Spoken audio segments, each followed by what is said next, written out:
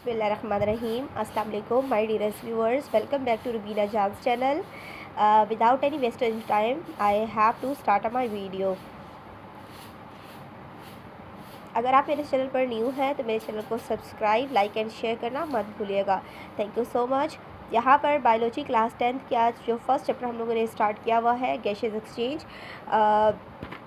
Gases exchange के साथ जैसे कि इस चैप्टर में मैं अपने फर्स्ट 2 इम्पॉर्टेंट क्वेश्चन आपके साथ शेयर कर चुकी हूँ. एक एक्सरसाइज में देखें, यह फर्स्ट क्वेश्चन है, why the stomata generally open during the day time. ये according to board most important question है. ठीक है. उसके बाद मैंने आपसे शेयर किया था कि difference between respiration and photosynthesis. आज मैं क्वेश्चन नंबर 3 शेयर करूँगी आपके साथ. ये जो देखें एक्सरसाइज में क्वेश्चन नंबर 5 है, why do we deep breath during और इमीडिएटली आफ्टर एक्सरसाइज. इस क्वेश्चन का आंसर बुक में मार्क भी करवाऊंगी और साथ में याद भी करवाऊंगी. ठीक है. और साथ में नेक्स्ट क्वेश्चन है क्वेश्चन नंबर 6. ठीक है. व्हाट इज़ ऑक्सीजन डेप्थ, ये क्या होगा और क्लियर भी करूँगी. तो इसके आंसर के लिए आप लोग आ जाएँ पेज नंबर 11 पर आएँ. Page number 11. होप सो आपको क्लियर हो रहा होगा. ठीक है. सबसे पहले आपकी ये हेडिंग है रेट ऑफ ब्रेथिंग और रेस्ट एंड ड्यूरिंग एक्सरसाइज. ठीक है. तो आपने इसका आंसर 1 2 3 4 लाइन नंबर 4 से मार्क करें. ठीक है.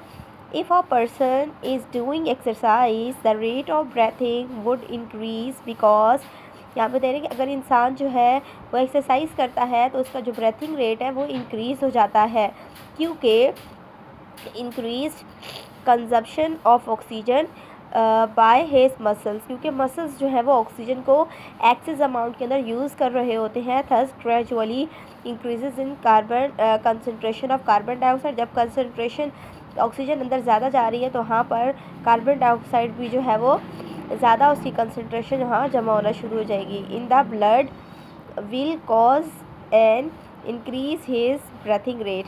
ठीक है. तो कार्बन डाइऑक्साइड जब वहाँ पर एक्सेस जमा होगी बॉडी के अंदर तो वहाँ पर ब्रेथिंग रेट इंक्रीज़ हो जाएगा.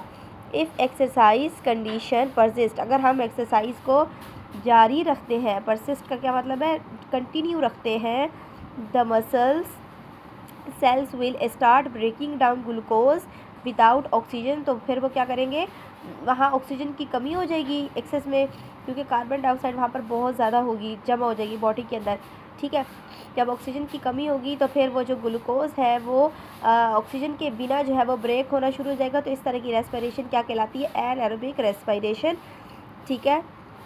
तो इस प्रोसेस को हम क्या कह रहे हैं कि अगर हमारे पास, जैसे कि उन्होंने कहा कि ब्रेथिंग रेट क्यों इंक्रीज़ हो रहा है, क्यों इसलिए इंक्रीज़ हो रहा है कि हमारी बॉडी के अंदर जो है वो कार्बन डाइऑक्साइड की अमाउंट ज़्यादा हो जाती है और ऑक्सीजन की क्वांटिटी जो है वो बाहर कम हो जाती है. इसी वजह से जो बॉडी के अंदर ग्लूकोज होता है वो विदाउट ऑक्सीजन ब्रेक डाउन होना शुरू हो जाता है, तो ब्रेथिंग रेट इंक्रीज़ हो जाता है और इस तरह की रेस्पिरेशन जो है वो एनारोबिक रेस्पिरेशन कहलाती है. ठीक है.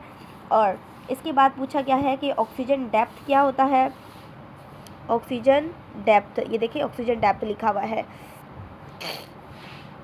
Oxygen depth as a result, यहाँ देखिए इससे आप ये करेंगे lactic acid. Lactic acid is formed in the muscles. Muscles में कब फॉर्म हुआ लैक्टिक एसिड, जब ऑक्सीजन की क्वांटिटी जो है वो बॉडी में कम थी और ग्लूकोज ब्रेक हो रहा था, उसके नतीजे में मसल्स में लैक्टिक एसिड प्रोड्यूस हो गया.